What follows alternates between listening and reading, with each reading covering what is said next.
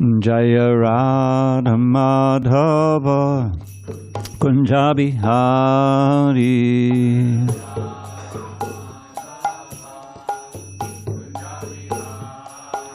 Jaya Radha Madhava Kunja Bihari.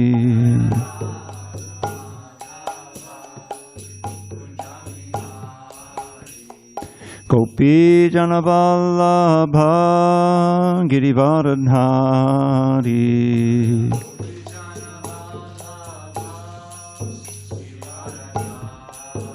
Jai Gopi Jana Vallabha Girivaradhari.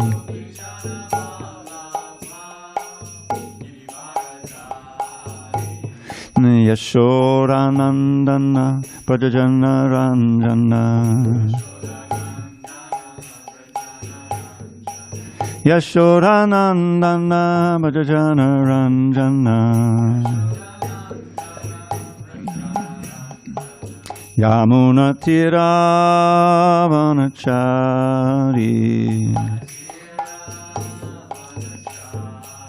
Yamuna Tiravanachari.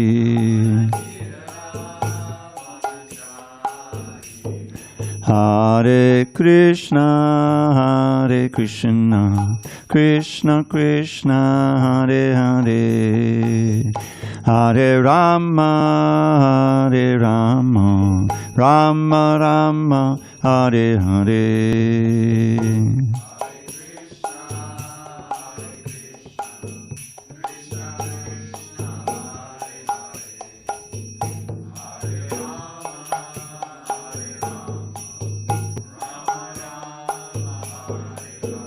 Hare Krishna, Hare Krishna, Krishna Krishna, Hare Hare, Hare Rama, Hare Rama, Rama Rama, Hare Hare.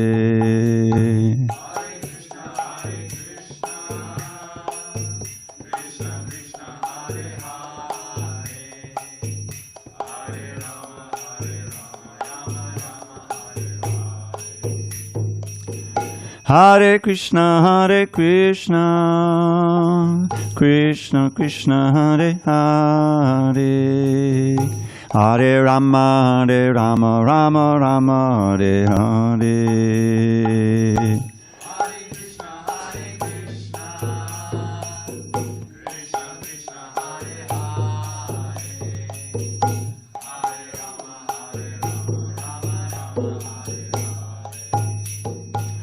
Jaya Radha Madhava Kunja Bihari.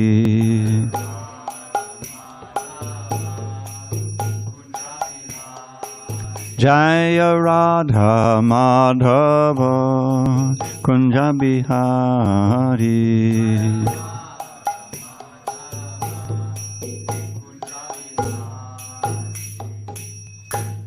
Jai Mr. Paramahansa Paravatakacharya Ashtotar to the Srimad Divine Grace Srila A.C. Bhaktivedanta Swami Prabhupada Ki Jai.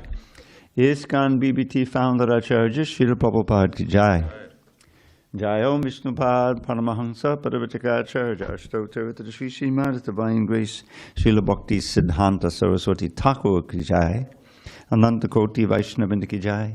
Namacharya Srila Haridas Thakur Ki Jai. Srimad Bhagavad Gita Ki Jai, Samaveda Bhaktivinoda Ki Jai. All glories to the assembled devotees. All glories to the assembled devotees. All glories to the assembled devotees. All glories to Sri Guru and Gauranga.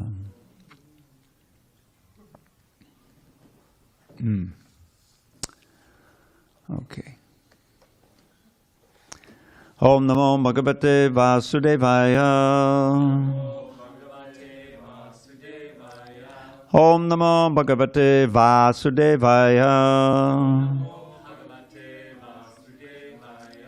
Om Namo Bhagavate Vasudevaya.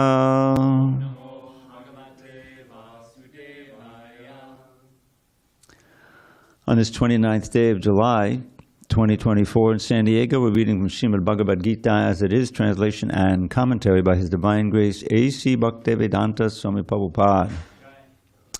And we are studying chapter 10, The Opulence of the Absolute, text 3 on page 421.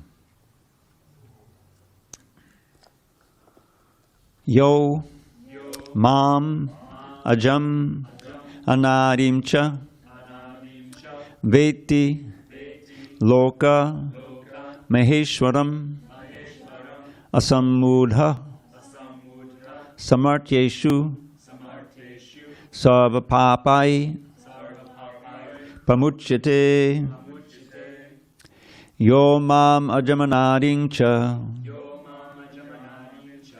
veti loka maheshwaram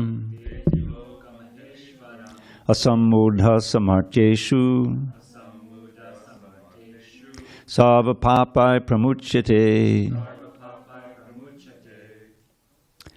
yo mam ajamanadim cha veti loka maheshwaram asammudha samartyeshu sarvapapai pramuchyate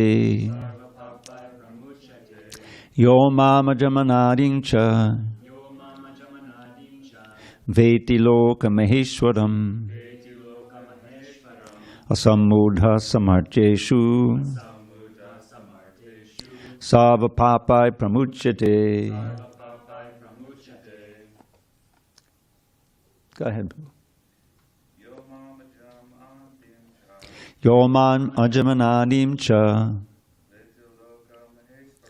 veti loka maheshwaram asammudha samartyeshu sarvapapai pramuchyate. Yo mam ajamanadim cha veti loka maheshwaram asammudha samartyeshu sarvapapai pramuchyate. Yo mam ajamanadim cha veti loka maheshwaram asammudha samartyeshu sarvapapai pramuchyate. Word by words. Yaha, anyone who, mam, me, ajam, unborn, anadim, without beginning, cha, also, veti, knows, loka, of the planets, maha ishwaram, the supreme master, asammudha, undiluted, saha, he, martyeshu, among those subject to death, sarvapapai, from all sinful reactions, pramuchyate, is delivered. Translation. Lord Kṛṣṇa says, he who knows me as the unborn, as the beginningless, as the supreme Lord of all the worlds, he only, undiluted among men, is freed from all sins. Purport. As stated in the 7th chapter, 7.3, Manushyanam sahasreshu kaschid yatati siddhaye. Those who are trying to elevate themselves to the platform of spiritual realization are not ordinary men. They are superior to millions and millions of ordinary men who have no knowledge of spiritual realization. But out of those actually trying to understand their spiritual situation, one who can come to the understanding that Krishna is the Supreme Personality of Godhead, the proprietor of everything, the unborn, is the most successful spiritually realized person. In that stage only, when one has fully understood Krishna's supreme position, can one be free completely from all sinful reactions. Here the Lord is described by the word aja, meaning unborn, but he is distinct from the living entities who are described in the 2nd chapter as aja. The Lord is different from the living entities who are taking birth and dying due to material attachment. The conditioned souls are changing their bodies, but his body is not changeable. Even when he comes to this material world, he comes as the same unborn. Therefore, in the 4th chapter, it is said that the Lord, by his internal potency, is not under the inferior material energy, but is always in the superior energy. In this verse, the words Veti Loka Maheshwaram indicate that one should know that Lord Krishna is the supreme proprietor of the planetary systems of the universe. He was existing before the creation, and he is different from his creation. All the demigods were created within this material world. But as far as Krishna is concerned, it is said that he is not created. Therefore, Krishna is different even from the great demigods like Brahmā and Śiva. And because he is the creator of Brahmā, Śiva, and all the other demigods, he is the supreme person of all planets. Sri Krishna is therefore different from everything that is created, and anyone who knows him as such immediately becomes liberated from all sinful reactions. One must be liberated from all sinful activities to be in the knowledge of the Supreme Lord. Only by devotional service can he be known and not by any other means, as stated in the Bhagavad Gita. One should not try to understand Krishna as a human being. As stated previously, only a foolish person thinks him to be a human being. This is again expressed here in a different way. A man who is not foolish, who is intelligent enough to understand the constitutional position of the Godhead, is always free from all sinful reactions. If Krishna is known as the son of Devaki, then how can he be unborn? That is also explained in Srimad Bhagavatam. When he appeared before Devaki and Vasudeva, he was not born as an ordinary child. He appeared in his original form, and then he transformed himself into an ordinary child. I would say, ordinary-looking child. Anything done under the direction of Krishna is transcendental. It cannot be contaminated by material reactions, which may be auspicious or inauspicious. The conception that there are things auspicious and inauspicious in the material world is more or less a mental concoction, because there is nothing auspicious in the material world.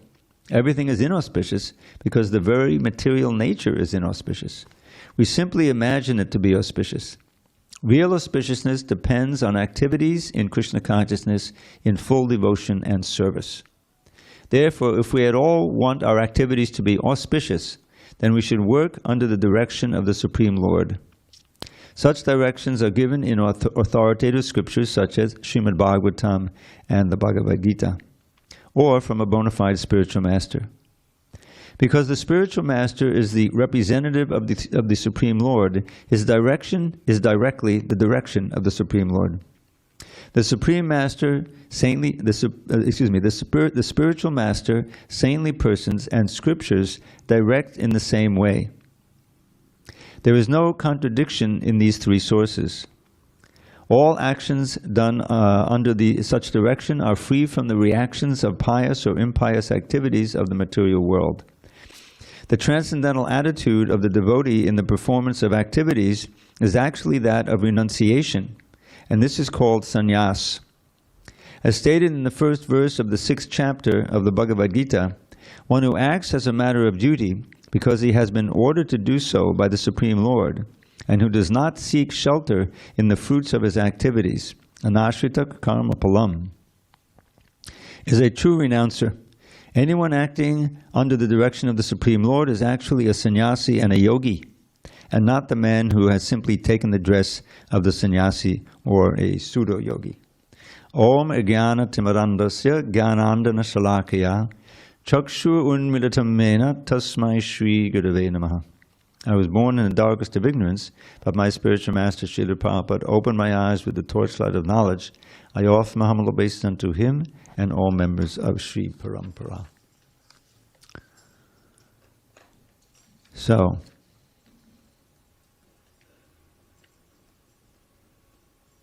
in the last chapter, it began with, just like this chapter does, with a praise or a introduction about how superior this knowledge is to everything else, most confidential, right? That's the last chapter. That's the title of the chapter. Idam today guyatamam. So guyatamam, you have guya, which is confidential, guyatara, more confidential, and guyatamam, most confidential. Idam te guyatamam. This is most confidential. I'm speaking to you because you're non-envious. I shall impart to you this most confidential knowledge, knowing which you shall be relieved of the miseries of material existence. And then the next verse, he goes on with that, Raja Vidya, this is the king of all knowledge.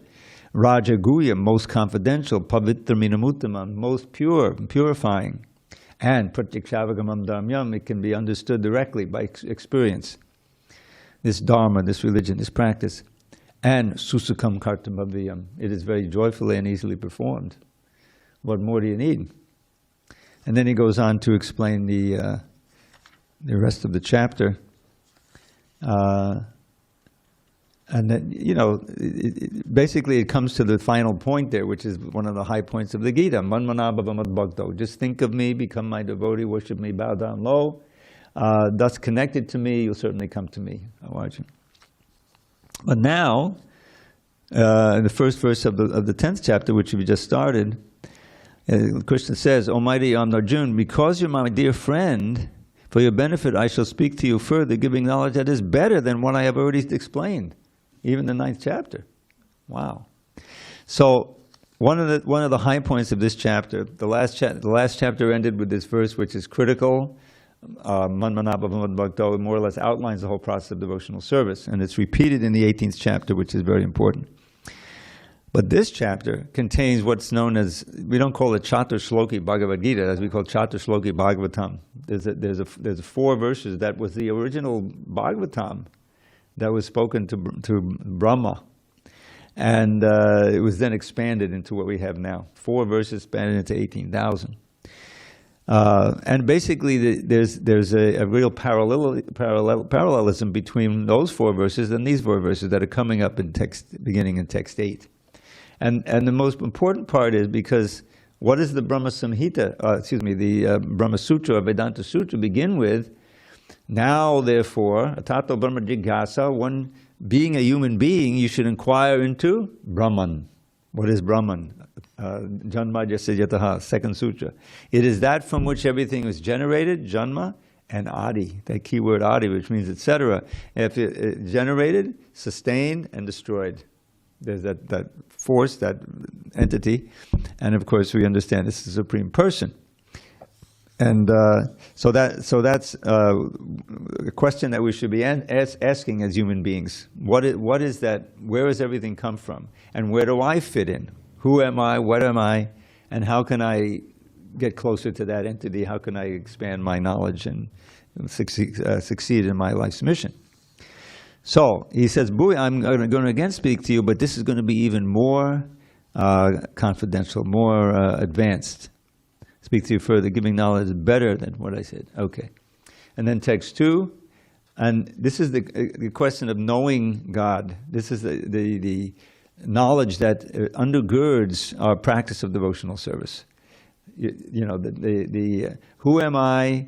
What is my mission in life? What is my actual nature? Who is God? What is the relationship between God and this world? How does it actually, the creation take place? All of these things are part of this Sambandha Gyan, which are the first stage of knowledge in devotional service. Sambandha Gyan, and then the next stage is Abhideya, practices that allow you to realize more and more of what is Sambandha and who is Krishna, who am I? And finally, Prayojana, which is the final goal, which is pure love for Krishna, and everything follows from there. Your knowledge expands, your bliss expands, and ultimately you're back to guided.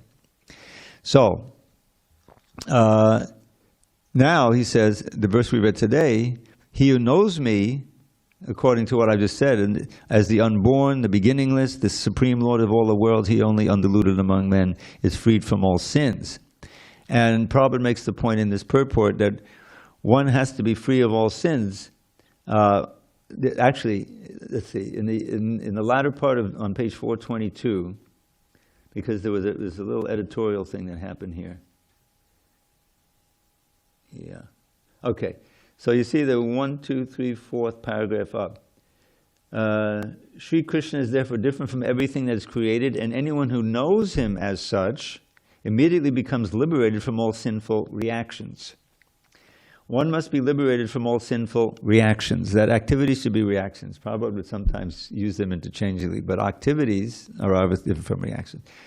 one must be liberated from all sinful actions to be in knowledge of the Supreme Lord. So actually what Prabhupada is saying there is that immediately becomes liberated from all sinful reactions. In other words, if one is liberated from all sinful reactions, he must have attained knowledge of the Supreme Lord. That's what that sentence, I think, we'll read. We were looking at it. Only by devotional service can Krishna be known, and not by any other means, as stated in the Bhagavad Gita. So if we want to attain that knowledge, then we have to practice. We have to engage in abhideya.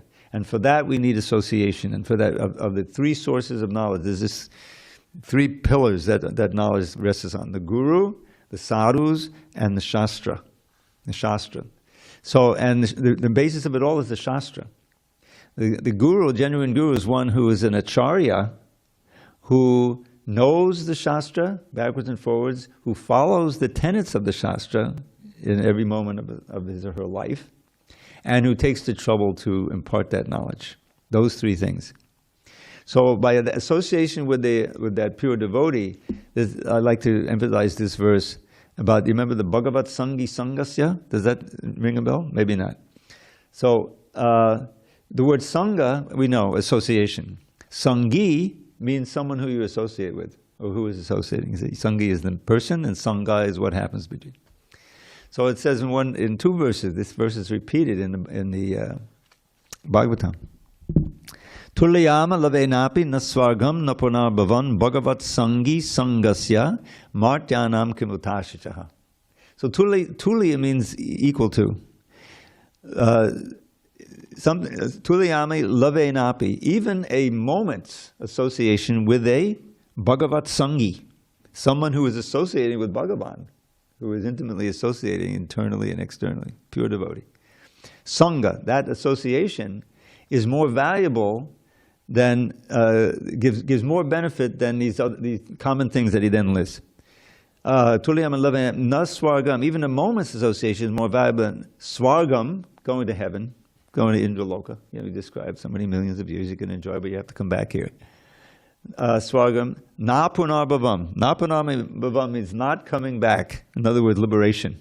Even liberation is insignificant, because such association with the Bhagavat Sangi can give you the seed of the creeper of devotion. This is another very important verse that I'll share with you in a minute. So that's Napunarbhavam Bhagavat Sangi Sangisya Martyanam Kimatasya. What to speak of ordinary benefits of this plane, of this this mortal world, Martyanam Kimatasya, of things that you may hope for here, which always are just simply coming into your grasp and then leaving, temporary, asat. So that moment's association. The famous verse of Lord Chaitanya, when he's teaching Rupa Goswami near the beginning, he describes our situation. Brahmanda Brahmite Kon Bhagyavan Jeev Guru Krishna Pasare Pai Bhakti Lata Bij. So he says, for those living entities who are wandering in this material, this is us, up and down the universes, up and down the species, birth, death, old age, disease, who knows how long we've been doing that. So the fortunate soul, it says Brahmanda. Does anyone know? I can take that word apart. Brahma anda. You know what an anda is? Yes. An egg. Brahma's egg. Why is it an egg? Because there's a covering, to the universe. You read there's earth, water, fire, air, ether. So after you get out to the edge of the universe, this particular universe, they say, is, I think, 4 billion miles wide or something, which happens to be pretty much what the scientists say the distance of the solar system is. Anyway, I won't get into that right now. That's another. So, but then there's barrier, earth, water, fire, air, ether. When Krishna went to Mahavishnu with Arjuna to retrieve the dead sons of the Brahman, if you read the Krishna book, you get to the end, you see that in Dwarka, this poor Brahman, his wife kept giving birth to these sons, but they would die.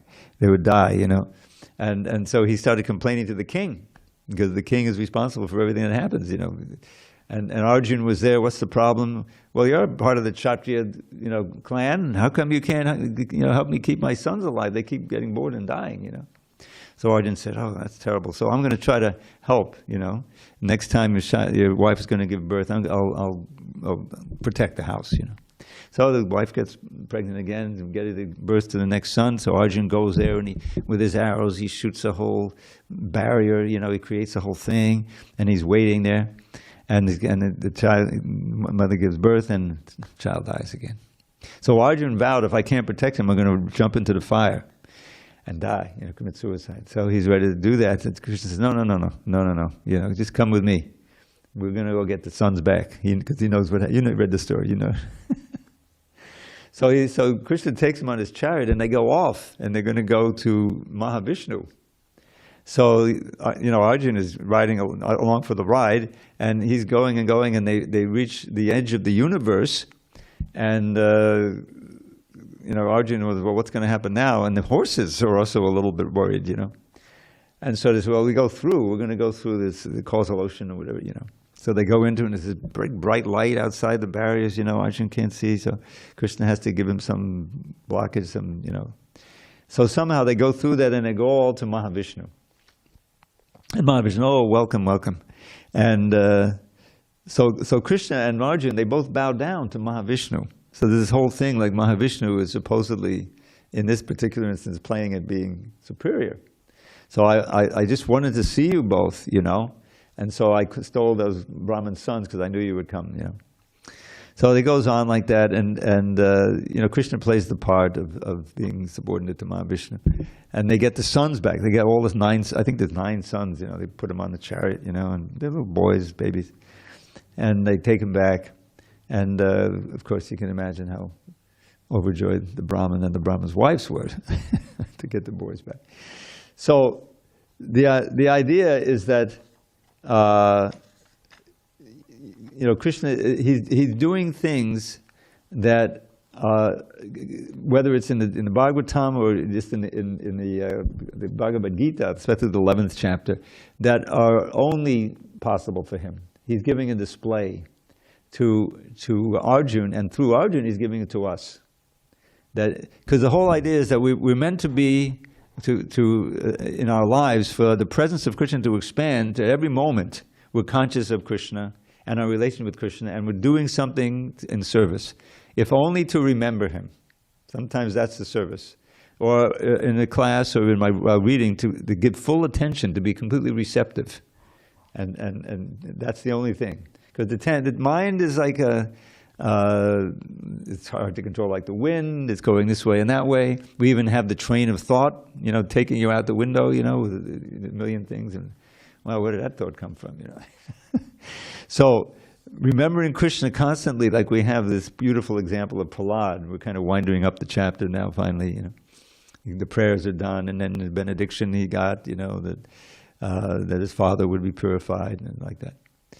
So, but Prahlad, and I had forgotten this, there's so many little things in the Bhagavatam, that Nrsimhadev is speaking to Prahlad, and he's saying, of all of the devotees, you're the best example of devotion. And in the purport, which Prabhupada is, I think, getting from commentaries, it gives this list of the Mahajans. There's I think 10. Is it 12? You're right. Thank you. Beginning with Swayambhu, Naradaksambhu. Swayambhu is self-born. That's Brahma. Narada Muni, of course. And Shambhu is Shiva. And Kumara, the 4 Kumaras. Swayambhu,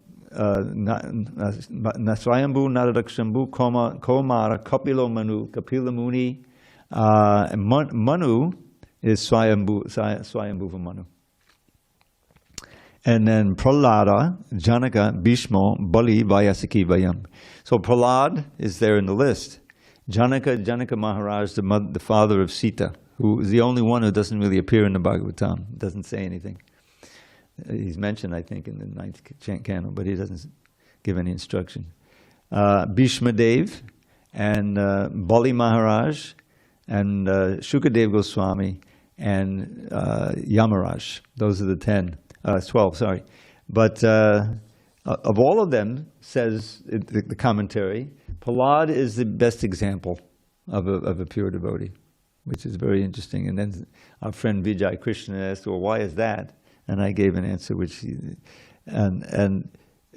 anyway, he personifies so much, especially the ideal that we find in the Gaudiya Vaishnava tradition, which is that he was fearless in preaching, he was undisturbed by, so super tolerant, titikshava karunika, the categories, qualities of a sadhu, tolerant and compassionate, the friend to all living entities.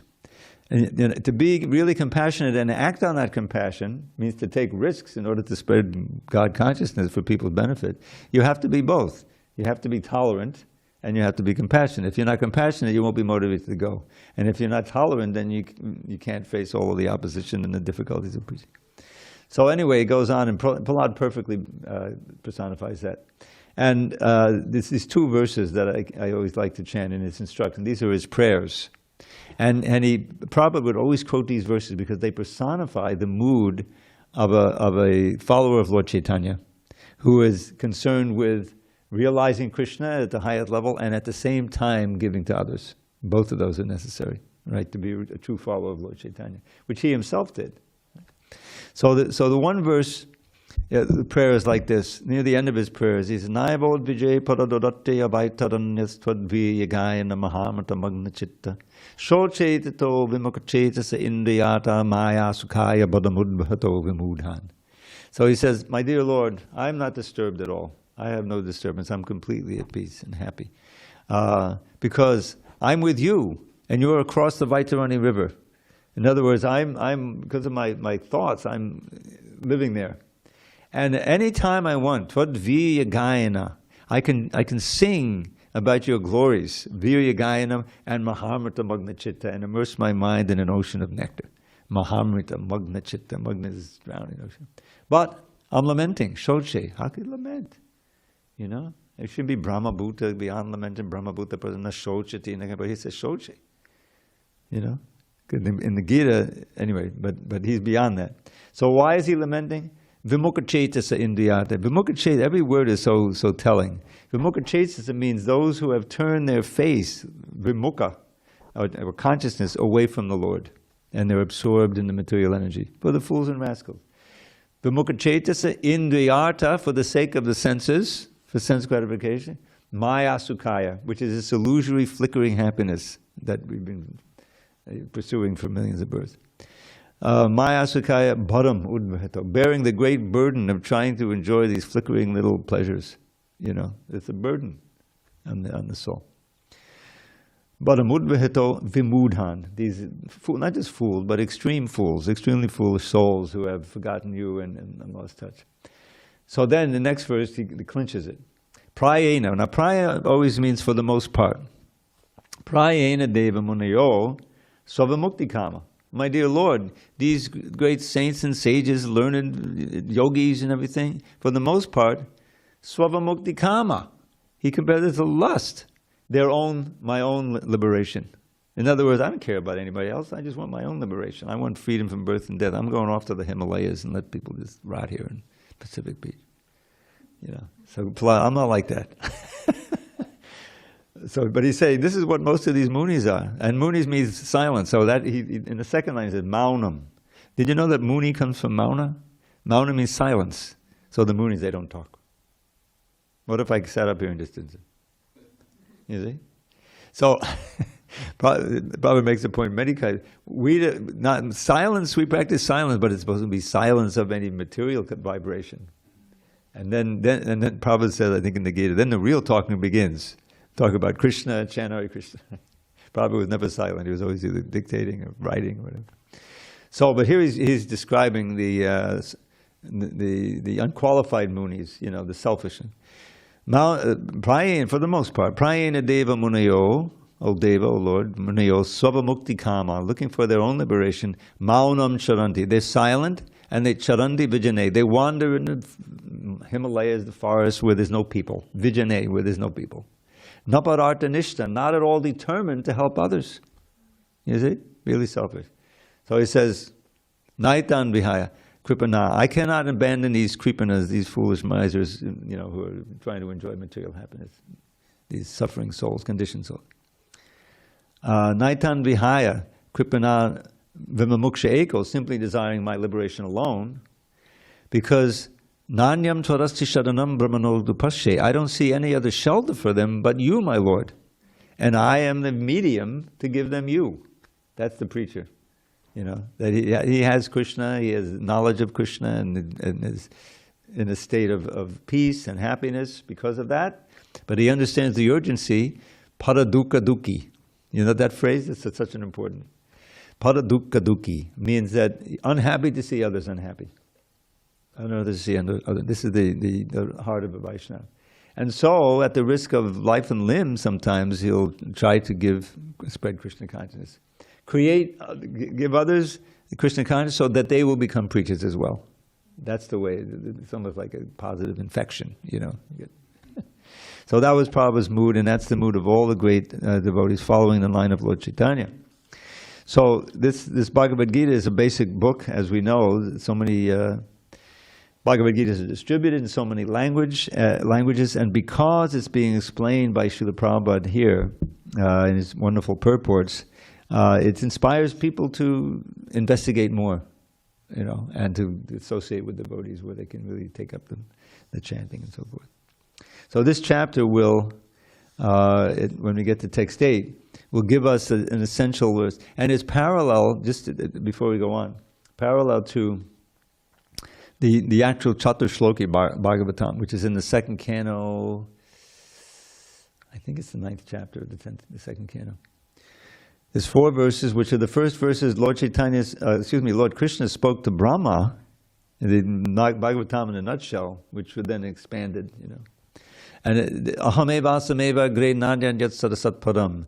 So he's saying that before there was anything, any manifestation, I still existed. So that means, without doubt, that everything emanates from me. And he's the uncaused cause. That's the same you find in the Brahma Samhita. Anadi Adi Govinda Sarva Karana Karanam. That phrase, Karva Karana Karanam, is so important. The cause of all causes. There can only be one, and it's Krishna. So he says the same thing, I existed before, and therefore I am the source of everything. But here, it's a little, it's more relatable, because he says, okay, I'm the source of everything. Everything emanates from me. And the wise who know this worship me with all their hearts. How do they do it? You see? He's also going from Sambandha and then Abhideya, the practice. And the practice, as we'll learn in text 9, is always think of me. It's always, that's beginning. How? Machita madgata prana. And their life force is gone to me. In other words, they dedicate life to me. But what do the devotees do? Bodhiyantak parasparam katayantastamam. They're always talking about me and glorifying me in groups, sit together. Bodhiyantak parasparam katayantastamam nityam. And what's the experience? Tushyandi chadamanti. They feel satisfied and blissful in doing that. And that's the essence of it. And then he goes on to say how Krishna reciprocates. And we'll get to that maybe next week, middle next week. All right, any discussion on these points? This is a very glorious chapter. And there was one, anyway. Oh, you have something? Okay. I have a question that's ill-formed. Excuse me for stumbling through it. All right, well, I'll try to edit it before I answer. Please do. It needs strict editing. What does it mean if, as Krishna says elsewhere in the Gita, that like him, but differently, the living entity is also unborn and undying? What does it mean for the living entity to be created? Yeah, well, the living entity is not created. That's explained in chapter 2, in the Jayate Mete Bhakadachan Nayam Bhutva Bhavita Avanabuya. He's not coming into being, he's not going out of being, there's not a whole bunch of new living entities coming into being. So the difference is that he's infinite, we're infinitesimal. So even though we have the qualities in minute degree, they can easily be covered if we allow the material energy to enthrall us, and we become eager to try to exploit the material energy. So that's the difference. Innately, we have the same qualities. As Prabhupada would often say, we have the qualities of Krishna, but in minute degree. And because we're infinitesimal, therefore we have the tendency of turning away from Krishna. And as soon as we do, And then we get enthralled with this material world. Bhayam dvitiya banaveshitaksya is described.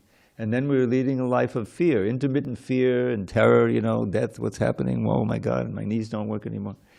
Old age disease, which ends in death of the body. And it's traumatic experience the soul's going through, but then he forgets, that's part of the mercy of the Lord, right? It's a super soul. And you take birth again and you start it, again. So that's been going on for a long time because we're infinitesimal. But we can never die, and we always have that innate capacity for loving Krishna.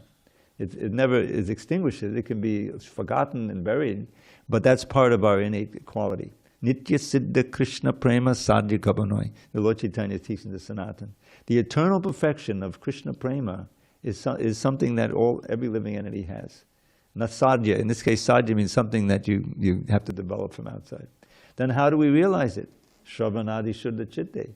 By purifying the consciousness through the process of devotion, beginning with hearing and chanting. Shravana Adi. Well, what's the Adi? Hearing, chanting, remembering, serving, all of the 9 processes. But the foundation is always hearing and chanting, and then remembering in those 3. And then we gradually we can come out of our material absorption, and we're Krishna conscious, and we finish this life and go back to Godhead.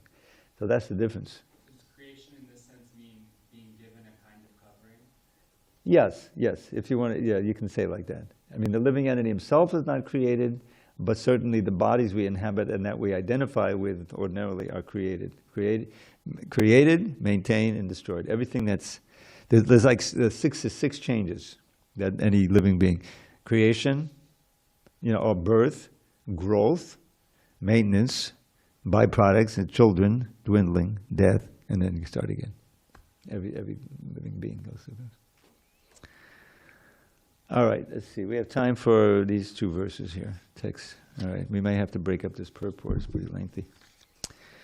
Okay, text 4 to 5. Buddhir jnanam asammoha. Chama satyam damakshamaha. Sukham dukkam bhavo bhavo. Bhayam cha bhayameva cha. Ahimsa samata tushtis. Tapodanam yasho yashaha. Pavanti bhava bhutanam. Matta eva pratagvidaha. Okay, intelligence, knowledge, freedom from doubt and delusion, forgiveness, truthfulness, control of the senses, control of the mind, happiness and distress, birth, death, fear, fearlessness, nonviolence, equanimity, satisfaction, austerity, charity, fame, and infamy. All these various qualities of living beings are created by me alone. Purport. The different qualities of living entities, be they good or bad, are all created by Krishna, and they are described here. Intelligence refers to the power to analyze things in their proper perspective, and knowledge refers to understanding what is spirit and what is matter. Prabhupada famously said, knowledge really means knowledge of matter, spirit, and the controller of both. So matter, spirit, that's us, and the controller of both, that's Krishna. Ordinary knowledge obtained by university education pertains only to matter, and it is not accepted here as knowledge. Knowledge means knowing the distinction between spirit and matter. In modern education, there is no knowledge about spirit. There is simply taking care of the material elements and bodily needs. Therefore, academic knowledge is not complete. Asammoha, freedom from doubt and delusion, can be achieved when one is not hesitant and when he understands the transcendental philosophy.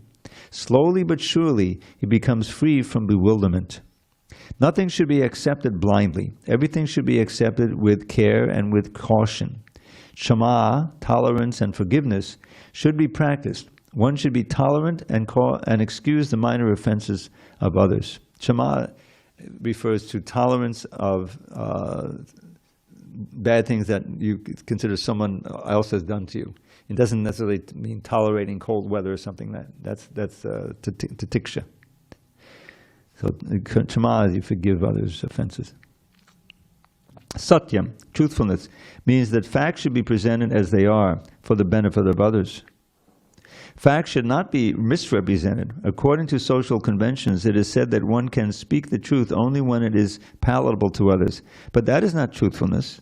The truth should be spoken in a straightforward way so that others will understand actually what the facts are. If a man is a thief and if people are warned that he is a thief, that is truth.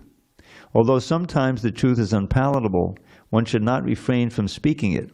Truthfulness demands that the facts be presented as they are for the benefit of others. That is the definition of truth. We can see how Prahlad personified that. He was unafraid to speak the truth, even to his father, the big demon, who he knew felt that Hari was his archenemy. Krishna was his archenemy. So this first thing he tells to his father, when his father, what did you learn today? He says, well, oh father, but he didn't call him father, he called him Asuravarya, or best of the demons. Tat sadhamanya Asuravarya dehinam. Then the question, best for whom? Best for the dehis, the living entities in the body. Who are sadasamudvigna diyam, whose consciousness is always disturbed by all of the threefold miseries and everything. Sadasamudvigna diyam. Why? Asadgrahat, because they're holding on for dear life to the impermanent, which cannot protect you. Ultimately, the body is going to go, everything. So what's good for them? So then he tells his father, hitvatna patam, give up this impediment to spiritual progress, which is griyamanda kupam, I mean griyamedi life, the household, material household life, which is like a blind well. Okay, now I've left that well. Where do I go? Vanam, go to the forest. It's understood. Vrindavan. Go to the forest of Vrindavan and take shelter of Hari. Now that very name Hari was like a whip on Hiranyakasipu. Hari, he killed my brother, you know. So. Anyway, it goes on from there. But that's, you know, what Prabhupada is saying is that the speaking truth to power, it takes a lot of guts, you know, and Prahlad was fearless. All right, going on. Maybe we'll read one more paragraph. Control of the senses means the senses should not be used for unnecessary personal enjoyment. There is no prohibition against meeting the proper needs of the senses, but unnecessary sense enjoyment is detrimental for spiritual advancement. Therefore, the senses should be restrained from unnecessary use. Similarly, one should restrain the mind from unnecessary thoughts. That is called shama. One should not spend one's time pondering over earning money. That is a misuse of the thinking power. The mind should be used to understand the prime necessity of human beings, and that should be presented authoritatively. The power of thought should be developed in association with persons who are authorities in the scriptures, saintly persons and spiritual masters, and those whose thinking is highly developed. Sukham, pleasure or happiness, should always be in that which is favorable for the cultivation of the spiritual knowledge of Krishna consciousness. And similarly, that which is painful or which causes distress is that which is unfavorable for the cultivation of Krishna consciousness. Anything favorable for the development of Krishna consciousness should be accepted, and anything unfavorable should be rejected. So this is the kind of thing that you read only in, you know, Prabhupada's Bhagavad Gita, because it's challenging. I remember this incident that took place. I think it was Tamal Krishna Maharaj was preaching in a college, and there was, you know, he went to the department of Eastern religion that was teaching, you know. So the guy said, "Yeah, it's nice you have the Bhagavad Gita. I've read the Bhagavad Gita." Of course, it wasn't Bhagavad Gita as it is. But Tamal Krishna asked him, "Oh, you read it and you understand it, right?" Of course. I'm a scholar, you know, PhD. So he says, "Well, what are you going to do?" What do you mean, what am I going to do?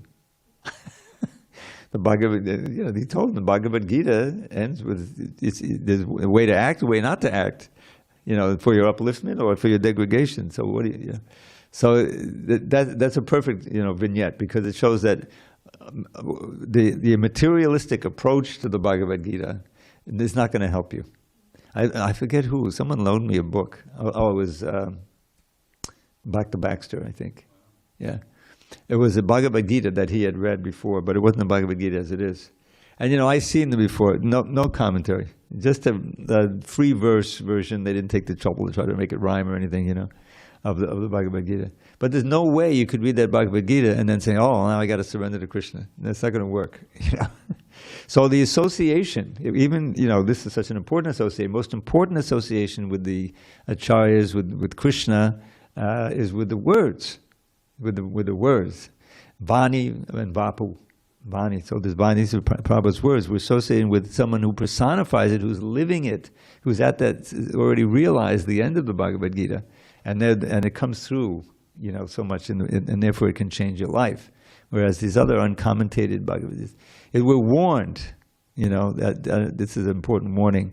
Vaishnava mukod gyanam putam hadikatamitam shavanam naiva kartavyam sarpotishtam yatapayaha.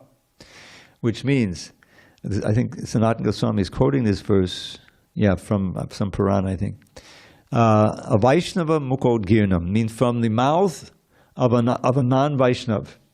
Putam hadikatamitam. Harikatha mitam, Krishna katha, which is like nectar, and which is so purifying, don't hear it. Shavanam naiva. Naiva is a Sanskrit word that came into English practically unchanged. Never. Never a naiva. So, Shavanam naiva kartavyam. Don't listen to it. Why? Because it's like sarpotishtam yatapayaha. Sarpotishtam means the remnants of a serpent. There's another cognate word, sarpa and serpent. A poisonous serpent, if he drinks some milk, then that pot of milk is poison. Even though it may taste the same, you taste it, but it's poisonous. So even though it may sound nicely, especially the kirtan, these kirtaniyas who are not even devotees of Krishna, don't listen to them. It'll damage your devotional service. Being able to hear the genuine commentary, even on the page, it's nice to hear it is even more potent. That can truly give us transform our lives. Otherwise, it will not have the desired effect. Well, we come to 809. Any comments or questions? Now, we've finished what? The first paragraph in 425, right? All right, so we'll begin there tomorrow. And all right, how about one little poem? First of all, I've been working on this one. This one can be chanted when you get up in the morning, then at noon, and then in the evening again. Oh, don't waste this precious human life, dear friend, by working hard for fleeting happiness. Through bhakti yoga, worldly life transcend and learn to taste divine love's endless bliss. Hare Krishna. And then an immortal verse. I remember when I first encountered this verse in the Chaitanya Charitamrita. It's just a gold mine, a verse mine, but jewel-like verses. Maduram maduram bapadasya vibho maduram maduram vadanam maduram madugan nimadu smitame tadaho maduram maduram maduram maduram. Typical Bhagavad Mangal Thakur.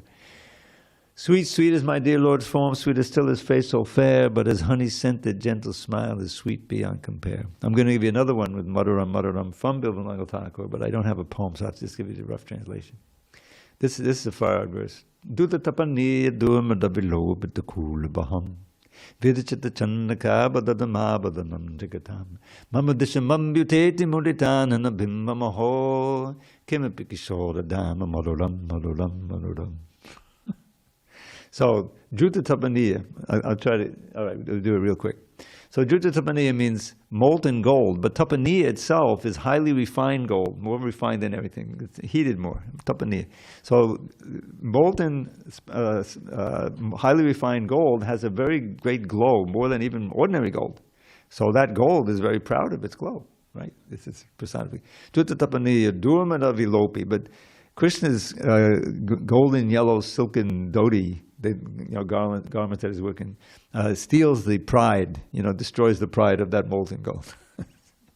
And he has fashioned a beautiful ornament for his hair out of first-class peacock plumes. Okay,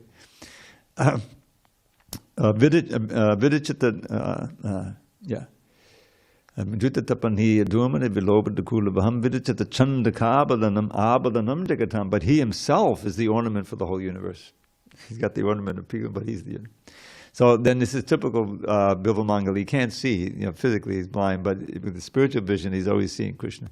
Mama Dishamam Bhuteti, he has come before my eyes. Mama Dishamam Bhuteti, Mudidana Nabimba Maho, with his joyful moon-like face. It's charming me. And then Kimapi, you can look for it. If you read the Bhagavatam verses, it's an idiom, a Sanskrit idiom that means, beyond my ability to pronounce. It's inexpressible. Kimapi, ineffable. Kimapi Kishora Dhamma Madodam Madodam Madodam. It's Kishora Dhamma. It means this adolescent aspect of the Lord is so inexpressibly attractive. Madodam Madodam Madodam. Doesn't need any translation. All glories to Srila Prabhupada. Thanks for listening.